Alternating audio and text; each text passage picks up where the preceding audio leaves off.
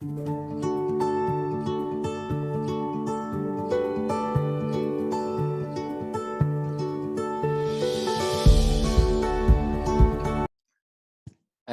kali ini kita bertemu dalam mata kuliah instrumentasi. Kali ini dengan topik mikroskop. Jadi saya akan menjelaskan sedikit tentang dasar-dasar mikroskop, kemudian bagian-bagian mikroskop, dan cara perawatan mikroskop. Untuk lebih detailnya nanti akan ada di pertemuan selanjutnya ataupun pada saat kita praktikum. Jadi untuk mikroskop sendiri ini berasal dari bahasa Yunani, dari kata mikros sama skopin. Jadi artinya adalah melihat, yang artinya pengertiannya adalah sebuah alat untuk melihat objek yang terlalu kecil jika dilihat dengan mata kasar atau mata telanjang. Kemudian ilmu yang mempelajari benda-benda kecil dengan menggunakan alat ini disebut mikroskopi, dan kata mikroskopik berarti sangat kecil dan tidak mudah dilihat oleh mata. Ini adalah salah satu contoh mikroskop. Kalau kita flashback ke belakang, pada saat SMA mungkin kita sudah mengenal dengan benda ini. Jadi benda ini biasanya ada di laboratorium IPA. Ada dua jenis secara umum, ada mikroskop monokuler sama mikroskop binokuler. Jadi yang ada di gambar adalah mikroskop monokuler, mono berarti satu. Ciri yang paling mudah adalah untuk lensa okulernya itu hanya satu saja kalau monokuler. Kalau untuk binokuler itu ada dua. Kemudian ciri yang lainnya mikroskop monokuler ini sumber cahayanya masih menggunakan sumber cahaya buatan atau belum menggunakan cahaya listrik. Sumber cahaya buatan biasanya dari lampu. Lampu di depan mikroskop biasanya disediakan lampu untuk sumber cahaya. Ataupun bisa juga menggunakan sumber cahaya dari matahari. Kemudian untuk bagian-bagiannya, rata-rata hampir sama. Jadi kalau mikroskop monokuler itu dia mempunyai tabung, mikroskop binokuler juga punya. Kemudian skrup pengatur halus dan kasar, keduanya juga punya. Pegangan dari mikroskop, keduanya juga punya. Kemudian meja dari sediaan, itu juga punya. Penyebit juga punya. Kemudian lensa objektif, keduanya juga mempunyai. Jadi yang seperti saya katakan di awal tadi, perbedaan yang paling mudah atau yang paling mencolok adalah dari lensa okuler sama sumber cahaya. Selanjutnya ini adalah mikroskop binokuler. Kita lihat dari perbedaan yang di awal tadi, ini lensa okulernya sudah dua. Dan ini menggunakan cahaya listrik untuk tenaganya. Jadi kalau tidak ada listrik, jadi kita tidak bisa menggunakannya. Tentunya ada perbedaan dan kelebihan di masing-masing mikroskop tersebut. Ini adalah mikroskop yang dimodifikasi dengan menggunakan mikroskop kamera. Ada alat tertentu yang nantinya bisa menampilkan gambar yang ada di dalam mikroskop itu ditampilkan ke laptop atau ditampilkan ke LCD monitor. Jadi alat ini opsional, tidak didapatkan pada pembelian mikroskop, jadi kita harus membeli sendiri alat tersebut. Kelebihannya adalah ini bisa kalau mengajar di kelas atau mengajar praktikum, ini bisa dilihat oleh semuanya. Itu kelebihannya. Kemudian bagian-bagian dan fungsinya. Yang pertama adalah lensa okuler. Lensa okuler ini digunakan untuk memperbesar benda yang dibentuk oleh lensa objektif. Jadi lensa okuler ini yang ada di paling dekat dengan mata atau bahasa awamnya itu digunakan untuk melihat. Dia untuk memperbesar benda yang dibentuk oleh lensa objektif. Jadi tanpa lensa objektif dia nggak bisa bekerja.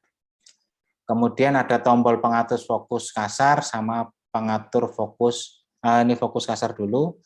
Jadi fokus kasar digunakan dengan secara cepat untuk melihat preparat. Jadi menaik turunkannya secara cepat. Kemudian ada tombol pengatur fokus halus.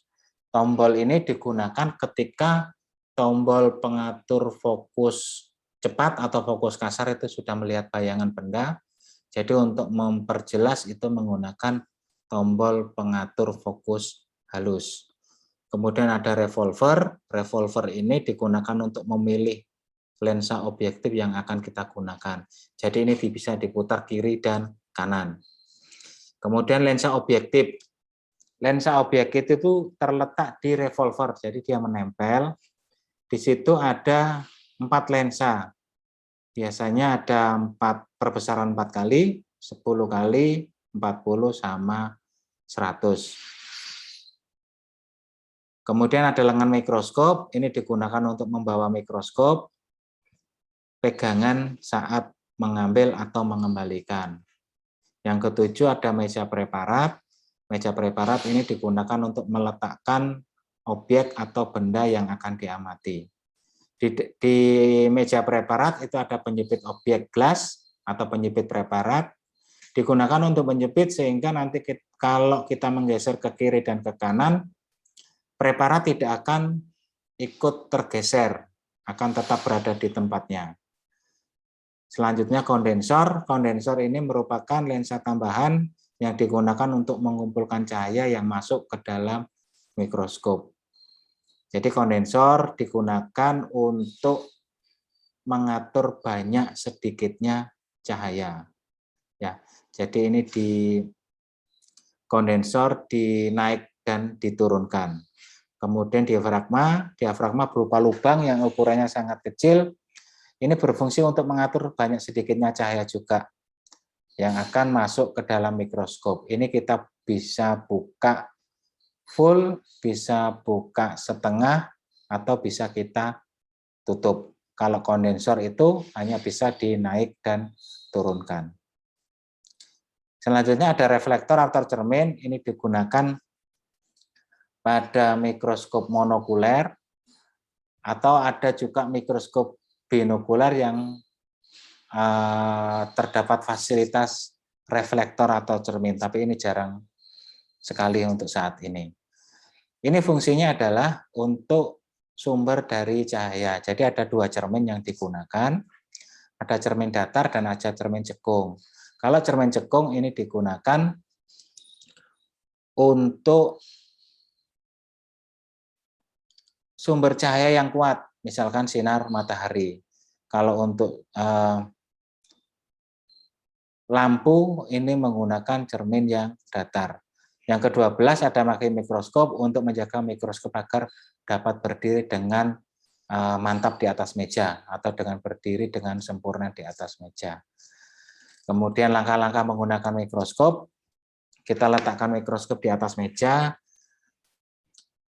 dengan memegang lengan mikroskop sehingga mikroskop ada di hadapan kita. Selanjutnya diputar revolver, kita pasang lensa objektif yang paling kecil, berarti ada 4 kali dulu. Setelah dipasang pada lensa objektif paling kecil, selanjutnya kita mengatur diafragma sama kondensor. Kita sesuaikan banyak sedikit cahaya yang masuk. Jadi untuk aturan dari lensa objektif itu adalah kalau perbesaran 4 atau 10 kali, diafragma sama kondensor itu turun penuh, kemudian diafragma tertutup. Tetapi untuk perbesaran 40, kondensor naik setengah, kemudian diafragma dibuka setengah juga. Kalau untuk perbesaran 100, kondensor naik penuh, kemudian diafragma terbuka penuh. Tetapi pada kondisi tertentu, kita juga bisa mengatur dari banyak sedikitnya cahaya dengan menaik dan turunkan. Ketika di perbesaran 100 terlalu silau, maka kita atur diafragma sama kondensernya. Bisa kita tutup, bisa kita naik turunkan. Kemudian tempatkan preparat pada meja benda dan jepit. Kemudian atur fokus. Fokusnya menggunakan fokus kasar terlebih dahulu. Ketika fokus kasar sudah terlihat bayangan pada preparat, maka untuk memperjelas kita menggunakan fokus halus.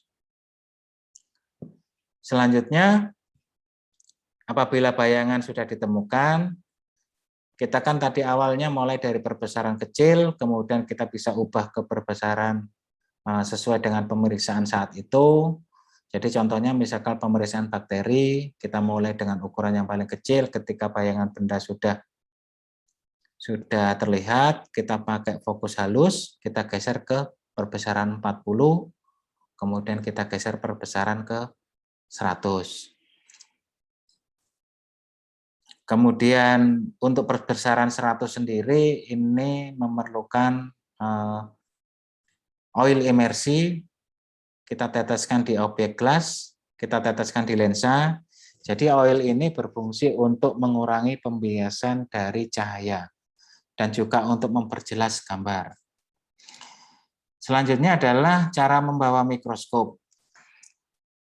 Yang pertama adalah pegang tangkainya dengan tangan kanan dan letakkan tangan kiri untuk menopang bawahnya. Jadi seperti menggendong. Kita pegang tangan kanan di tangkai, kita topang bawahnya dengan menggunakan tangan yang satunya. Tidak boleh mengayun-ayunkan, melambungkan, atau meletakkan dengan keras di meja. Jadi tidak boleh membawa dengan satu tangan. Kemudian jangan mengangkat mikroskop pada tabungnya, karena akan ada bagian yang lepas atau jatuh apabila dilakukan. Di tabungnya itu di kepalanya, tidak boleh memegang di kepalanya karena di situ ada skrup. Khawatirnya skrup di situ lemah sehingga nanti bisa lepas. Harus memegang pada tangkainya.